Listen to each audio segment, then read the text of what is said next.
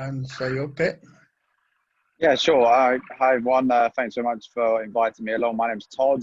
I'm a former airline pilot with Thomas Cook. Apologies in advance for the noise in the background. I'm just down at an Extinction Rebellion protest on the South Bank. But yeah, I kind of found my way into aviation, having grown up on a council estate in Essex, and my dad told me to always do a job that I'd enjoy. And, after 7 years worth of training, I finally got into the airlines, and my parents had to remortgage their house and everything for me to get through flight training. It cost over £100,000. I'm still in debt to my parents. And I was actually diagnosed with Lyme disease about 2.5 years ago, having been bitten by a tick in the UK. Lyme disease is much more prevalent now with our milder winters and hotter summers. It's just another example of why we need to take the climate and ecological emergency seriously. But I think the time I had off from flying was a bit of a wake-up call for me. It gave me time to reflect and to really understand the science and to know that the trajectory that we're on. So I think COVID was kind of the final straw for me. Obviously, I was following the rise of the environmental movement, and I think having seen COVID just decimate our planet and take so many people's lives early, and expose our human vulnerabilities, I decided that climate change, unfortunately, is a much bigger issue, and it affects all of humanity. So I just felt really compelled to become a lot more active in the environmental movement. I've now made the decision that I will no longer return to flying passenger jets. I just felt conflicted about my career choice. Clearly, I was never taught in flight school the damages of aviation, but it's the most energy intensive activity we can do per hour as a human being. And so far there's just so much greenwashing happening from our government. They have a really scandalous offsetting scheme called Corsia, but in real terms, the aviation sector's emissions are going to triple by 2050. And our forecast growth is to be flying 8 billion passengers by 2037, which is a doubling of our current passenger numbers. So the industry are not taking the climate and ecological emergency seriously. And to make matters worse, 80 or 90% of the world's people have never even stepped foot on an aircraft. So it's an extremely unjust, privileged activity, which we really need to highlight. And I fully support a frequent flyer tax levy. The fact that frequent flyers are currently rewarded is absurd. And I've also been working with an NGO called Stay Grounded, who have been trying to promote what's called a just transition within the sector. The New Economics Foundation did an assessment of the impact of COVID on the industry currently, and they estimate that by the end of this year alone, we could lose up to 70,000 airline workers, which is the same amount as the coal industry in the 80s. Now, whether we had COVID or not, the industry are trying to make job cuts through automation and technology improvements, saving money. So, we need to really be promoting the workers' rights, and I think that's where the just transition comes into it. During COVID, we saw our government bail out the airline sector to the tune of 600 million. EasyJet took a £300 million bailout, and the month prior to that, the Stelios, a 34% shareholder, took a £60 million bonus. So yeah, I'm really keen to promote a just transition. So clearly, the only meaningful change we can make in this sector is degrowth, and to achieve that, we need to be supporting airline workers transition from heavy carbon sectors into a lower carbon role. So obviously, I have £100,000 worth of debt. I can't afford to go back to university. So I think our government needs to be creating these green jobs. I think Greenpeace have said that there could be up to 1.8 million jobs created if we focus on the green recovery. So yeah, clearly, the airline industry helps spread the virus around the planet, and it's a key part of the climate and ecological emergency. So I think people just get on a plane now and they don't really, they just take it for granted. And the airline sector is soon to become the most polluting industry when every other sector is set to decarbonize by 2050. and there are literally no green alternatives. Even if we had a hydrogen fueled aircraft by 2050, for instance, you know, we're still going to be producing conventional jets up until 2050, and those jets will continue to be in service until at least 2070. So they're really they're trying as hard as they can to return to business as usual in that sector currently. So yeah, I've fortunately been in touch with. I've formed a small group of eco-conscious airline workers now. We had a soft launch called we called ourselves Destination 1.5. We might have to rebrand because we recognise we're not too popular in the airline industry currently, and we need to make sure that workers' rights is a centre piece of our message. Because yeah, ultimately, you know, when we recognise the industry needs to contract, then we need to be supporting these workers. And so far, our unions in the UK are stuck on job preservation. They're not progressive at all. PCS seems to be the only union, you know, that I've spoken to that seem to be leading the way and trying to, you know, encourage this just transition. But every other union, you know, they don't want to hear about climate change. Many of the airline workers, pilots especially, we don't want to hear about it. And it's a shame because pilots understand meteorology. We understand how the atmosphere works and the weather systems. I think there's just a lot of denial going on currently. So yeah, I'm now a full-time activist with Extinction Rebellion, and you know, I'm quite happy to transition into a lower carbon sector myself. If not, you know, if I could find a job, you know, with the British Antarctic Survey team, for instance, carrying out research missions in Antarctica or some humanitarian work, I'd be happy to do that. But I think it's important to align my actions with my morals and walk the walk. And you know, the UN say we need to be below 2 tons of CO2 per year per person to be, you know, sustainable. And a seat, you know, from London to Bangkok in economy will cost you 3.5 tons of CO2 alone. So yeah, it is a huge issue. And yeah, thanks for inviting me along today. And yeah, I'll be happy to answer any questions you may have.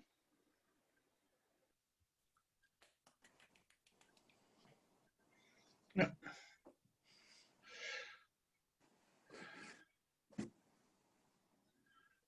Okay, I'll kick off with a question, if that's all right. Can you hear me, Todd? Yeah. Well, first of all, a point of information, PCS aren't the only union to be campaigning for a just transition and a Green New Deal. The education unions, that is my union, UCU, and the NEU, the school teachers union, both are. And I think you'll also find, and funnily enough, the other one who's very prominent in this campaign are the Bakers Union, sometimes known as BIFA, BFAWU,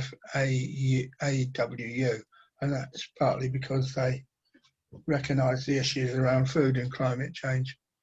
But anyway, just leaving aside points of information, I wondered, what it occurred to me was that there are some parts of the world, and the one that springs to mind immediately are the islands off the coast of Scotland, where you know, if you don't have flights going in there when the weather permits, it's almost a life-threatening issue. And I think there are probably other parts of the world where, you know, the only contact, you know, where with some remote communities would be by air. So do you think, or am I wrong in saying that? Would you take the stance that there are limited places where air travel could be used, or do you think it should be other than humanitarian grounds, if those aren't humanitarian grounds, phased out?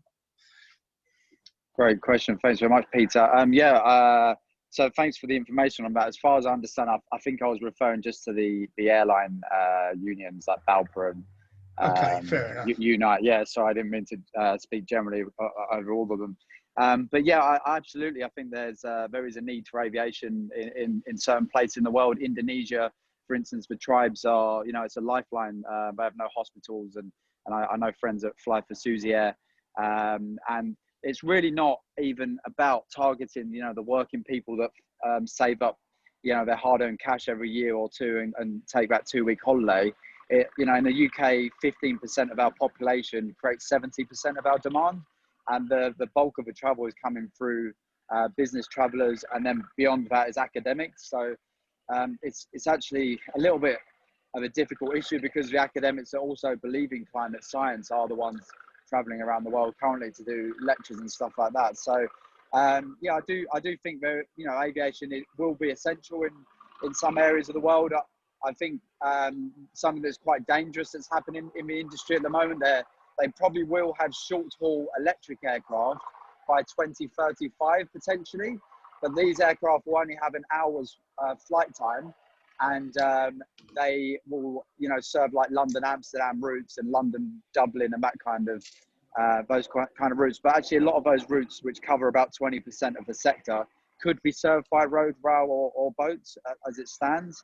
I think when we talk about like the Outer Hebrides and the smaller islands, there's also a lot going on in the light, very light aircraft sector, and the technology is quite capable of turning those fully electric. You know, up to like a 9-seater aircraft, float planes, and the training aircraft for little 2- and 4-seaters. They're already they've got all the technology. They just need to manufacture the aircraft now to make them electric. So that side of the industry won't struggle to go, you know, carbon neutral. Obviously, you have, you know, you want to keep the manufacturing down as much as possible. The mining of lithium and stuff is still not particularly green, but yeah, it's a good question, and I just think in many ways, I think we still need to make aviation inclusive for the people that you know, do save up their hard-earned cash. That's why I think a frequent flyer tax levy would only target the people that are abusing their right to fly, and yeah, I think there's also a lot of work that needs to be done with the employers to promote you know, time before and after their statutory holidays, so they can take longer to travel via train. And obviously, you know, rail needs to be cheaper than a flight in the first instance. So yeah, I think, yeah, we really need to work with employers to make sure they're being incentivized to take longer holidays and that kind of stuff as well. I think possible, the Climate Action Charity are doing some work around that. Any other questions? Or do you have a view on nationalisation, both of airports and of the air companies? Yeah, I don't know too much about it. I think, you know, I think what we've seen, if we use Air France as an example, I think they're 51% state owned, and as a result of the recent climate movement in France, they have now told them that they can't serve routes within France that are already served by rail. So it does seem like it's worked quite successfully using that example. But yeah, it could well be the way forward. There's a whole bunch of research on nationalisation I think you could get from Stay Grounded's website. There's some more stuff on there, but sorry, I can't say much more on that. But I think it can probably only be a good thing if done correctly. Yeah. Okay. Thanks. Becky, I think, has got a question. Go ahead, Becky. She's on mute. Mute her. All right.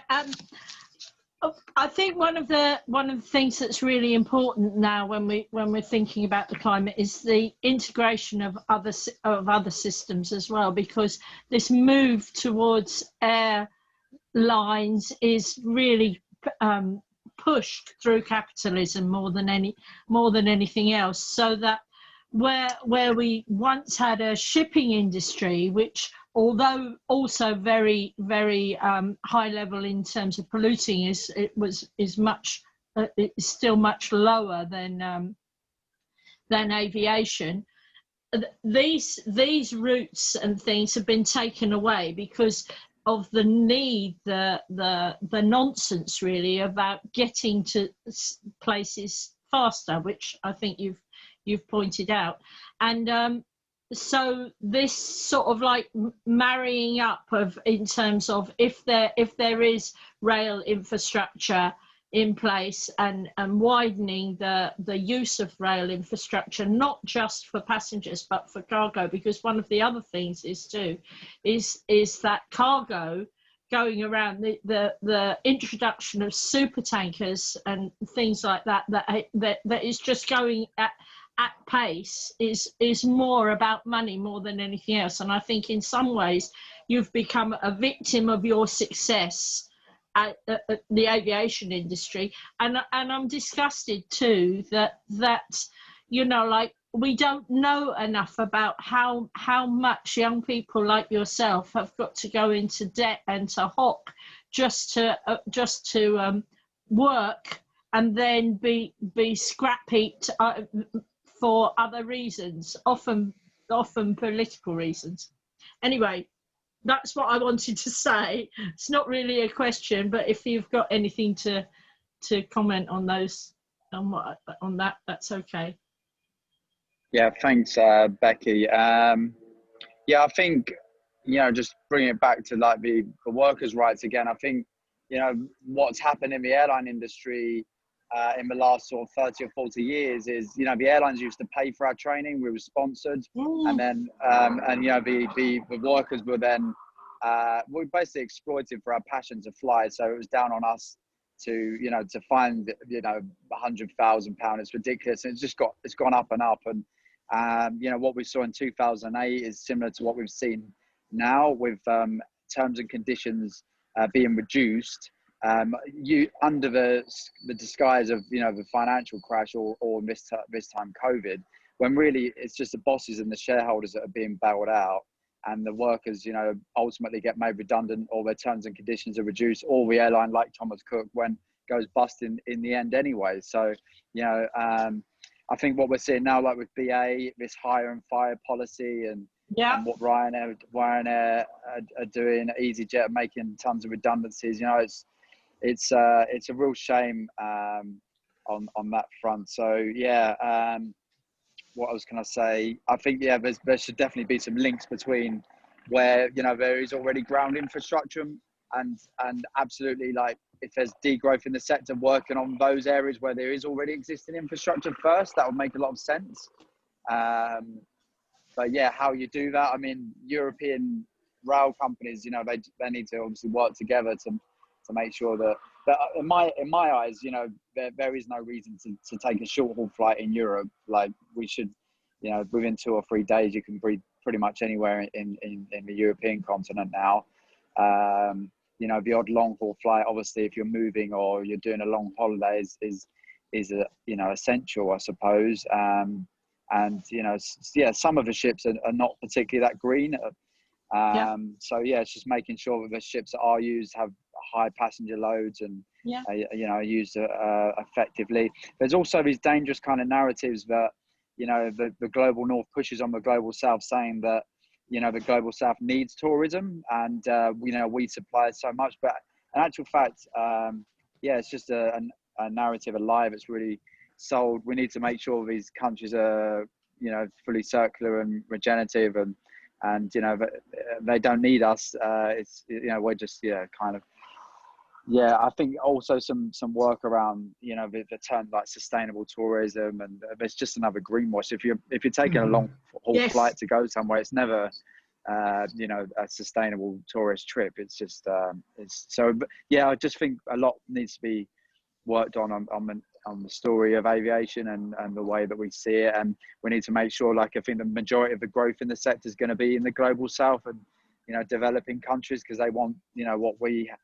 have, and yeah, we just need to yeah, just, you know, I think when people really understand, you know, because obviously the people that are going to be hit first by, you know, the droughts and famine is the poorer nations. So yeah, it's just raising awareness. But obviously we're coming up against very powerful lobbies. We can see in most of the mainstream media in the UK now, you know, the aviation industry is getting so much press because they want to get it back to where it was. And, you know, we're having our rights of democracy, our freedom of speech encroached upon at these protests now in London.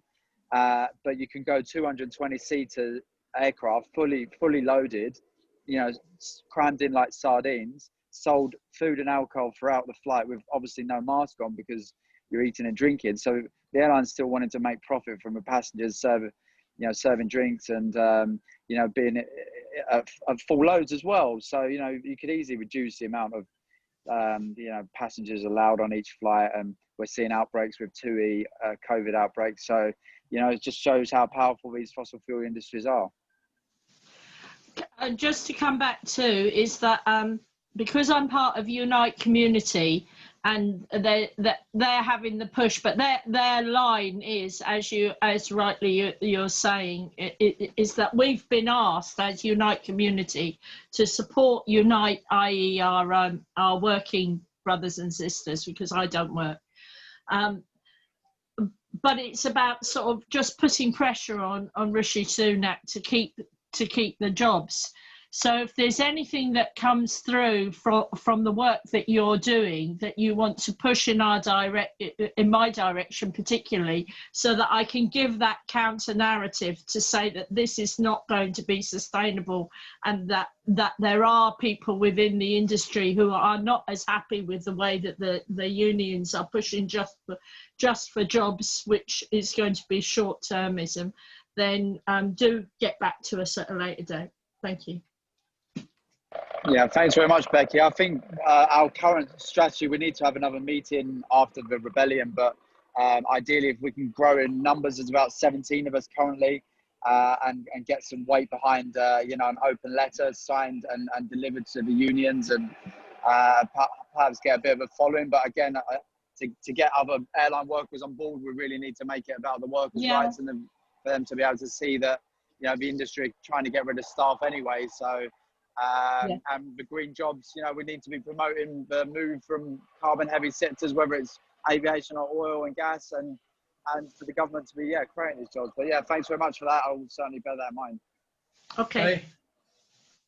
Yeah, thank you. And thank you, Todd, very much for that informative talk you just gave. I've had to dig a bit into Unite's policy because I proposed a motion for our branch about writing to Ed Miliband, asking him to support a just transition and to follow the Lucas plan idea. That's been amended and amended, and actually it's quite a good text, and it was carried this week, I'm glad to say, unanimously by our tiny number of people on a Zoom meeting, probably not quorate. But Unite, I find, has a very difficult position because, of course, their job is to defend the workers' rights wherever they are. And there's a section, the aviation and shipbuilding section, which is very worried about job losses that are facing them. And I was interested to read what Len McCluskey said on the whole dilemma that unions face who have workers facing redundancy. His position was, we support diversification and a just transition, but it hasn't worked in the past, and that's not the union's fault. It's because the government won't cooperate with it and the employers won't cooperate with it. Now, we might have got that cooperation with the Labour government, certainly with the Green government, which is be absolutely wonderful. But in the present situation, McCluskey's very pessimistic that the government's going to help with money for worker retraining, reskilling, redeployment and so on. And so the pressure has to go on first to the Labour Party to keep asking questions of the government and pressing them on this issue. But the outlook, according to McCluskey, and I suppose he should know, is somewhat pessimistic about the just transition there. Yeah, thanks, Jay. I can completely understand how people have a pessimistic approach. I guess the most optimistic angle that I can see is that as part of the climate and ecological emergency bill that Caroline Lucas tabled, there is a section on that, I believe, which says that workers in carbon heavy industries should be re-educated into lower carbon sectors. So, you know, really, you know, one of the reasons I'm out here promoting that bill is, you know, we can get that through, you know, that could be the way forward. But yeah, it's a difficult one. I can't really say much more on it, to be honest. Yeah.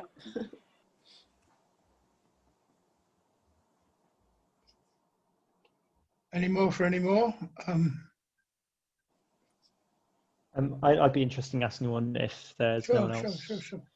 Yeah, thanks so much for speaking to us, Todd. It's been fantastic. Like really important to hear from you. I suppose I missed the first part of your speech, so like just say if you've already covered this, but I'd be quite interested to hear whether you have any particular thoughts or ideas on sort of which struggles and particular conflicts like we should be latching onto and organising among workers in carbon heavy industries, because as many people have touched on, it's a really difficult question, and I think given that workers have been on the defensive for for decades now, I think it's quite hard to often to sort of motivate people and make people believe in the possibility of a just transition. So I'd be quite interested in hearing whether you've had any interesting discussions with like with your fellow workers over sort of particular like ideas or battles that we should be fighting, and maybe a bit about how the Green Party can like support them in that. Thanks, Matthew. Yeah, great question. I think the key thing within the sector will be education, primarily, because I mean, I understand so many people spend so many years, especially the pilots, training to do that job. And I don't know where it starts, whether it starts at training, reducing the amount of people coming into the sector. But I think we need to be making the links between how the industry is trying to reduce the workforce anyway. And they really are trying. When I say, Airbus have recently tested technology for autonomous taxiing, autonomous takeoff. If Airbus or the aircraft manufacturers have their way in the next 20 or 30 years, there'll be pilotless aircraft. They've certainly already approved the regulations for single pilot technology. It is just a matter of time until pilots are made, phased out, and there'll be a remote, like the unmanned air vehicles. They can have a pilot on the ground that can connect to the aircraft remotely if there was something that required a human input. So through automation and technological advances and efficiencies in the sector, I think that's where you could make the argument. But I think also one thing that really does resonate with the workforce currently is the way that they were treated during 2008, the way that the airlines are treating them now with the the hire and fire policies, and that they're always the ones. It's like the airline industry is impacted every single time there's a global event, 9/11, 2008, now this. It really impacts our sector, and it's cyclical. It seems like it's every 9 to 10 years. We're going through mass redundancies, airlines going bust left, right, and centre. It's such a volatile industry, and I think it's becoming more and more difficult for airline workers to hide behind the fact that the sector's doing its part for climate. So hopefully with the climate narrative becoming more mainstream, and you've got the rise of kind of flight shaming and that sort of stuff. It is a really difficult angle, but I think the reason I need to try and get as many people within the sector on board as possible. That's really where we could hold some power if it comes from within at the moment. So yeah, I don't know if I've fully answered your question, but I hope that helps a little. Cheers, Matthew.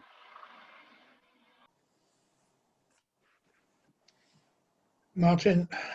Yeah, just a quick one on international links within the trade union movement.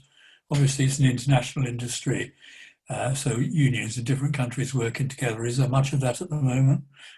I remember a time back in the 70s when we were trying to get that done in the car industry, for example. It's a great question. I'm not aware of any currently, but one interesting development with COVID was a Facebook group that was set up, and it was called the European Pilots Group. And in the space of, I think, a month, there was 19,000 members. So that's a group that we're really trying to penetrate.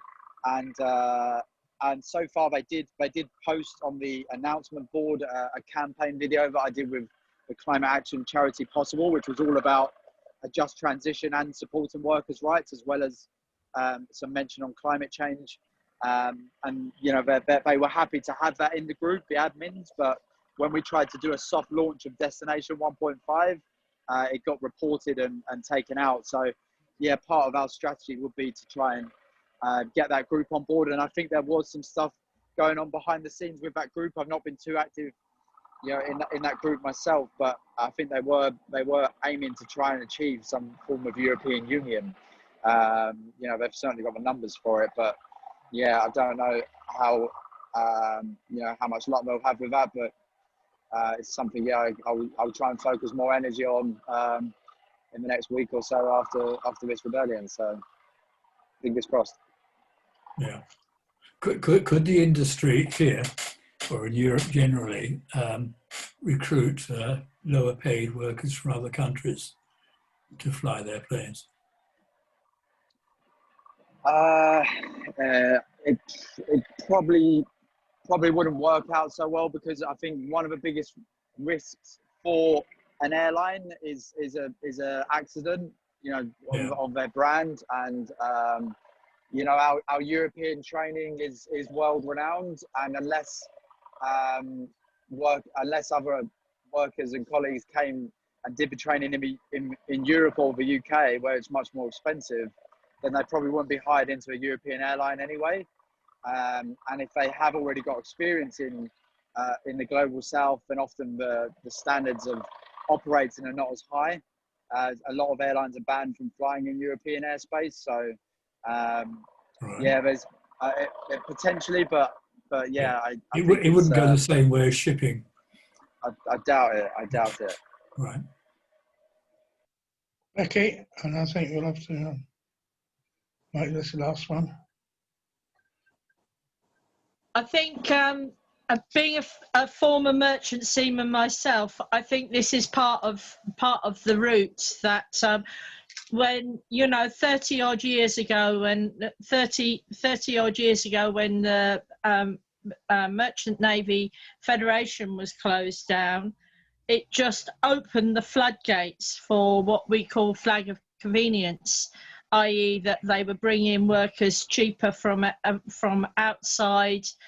There would be a transition of training and opportunities.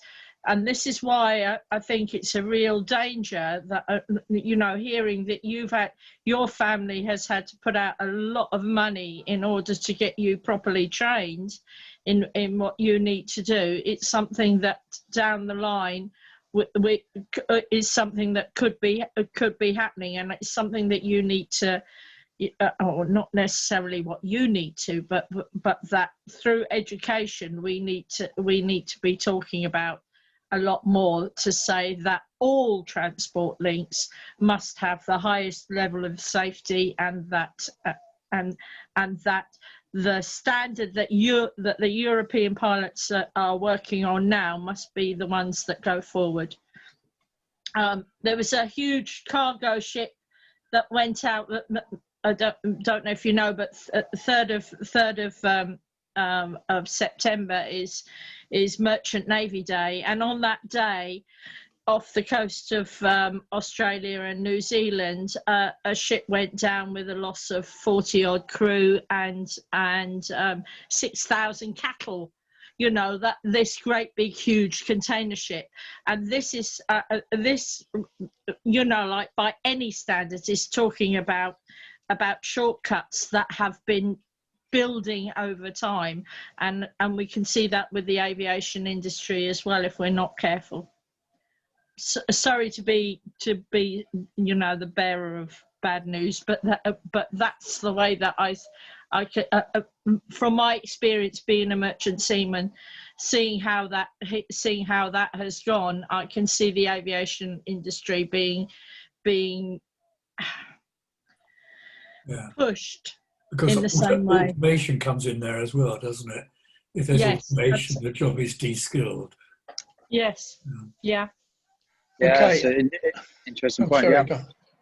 Todd, you want to say something here?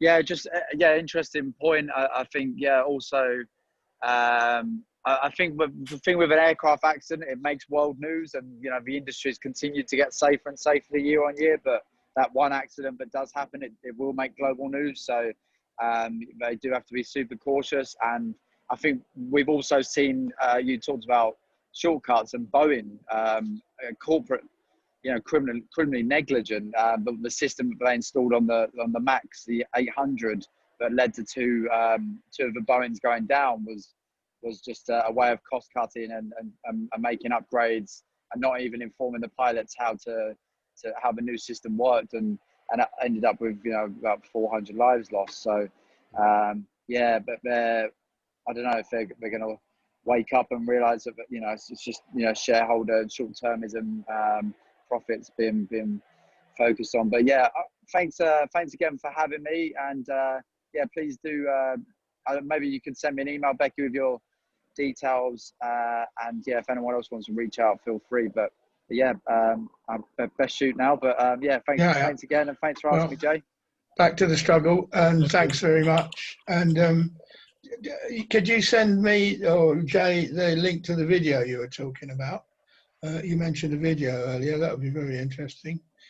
Yeah, sure. Yeah. It's it is on Possible. Have you heard of Possible? They used to be 10 out of 10, I think, the climate action charity. But it's on their Facebook channel. I can. I've got Jay's email, so I can forward it to her. That'd be good. Okay. Awesome. Well, thanks very much, and we look forward to it. And I'm trying to think of a way in which we maybe can figure out for you to address a wider audience in the Green Party, because I think that would be very valuable. That'd be great. I would really, really like that. Yeah, thank you. Okay. Right. Thanks, Todd. Cheers, Peter. Cheers. Thanks, everyone. Bye-bye. Right. Good luck. Thank you.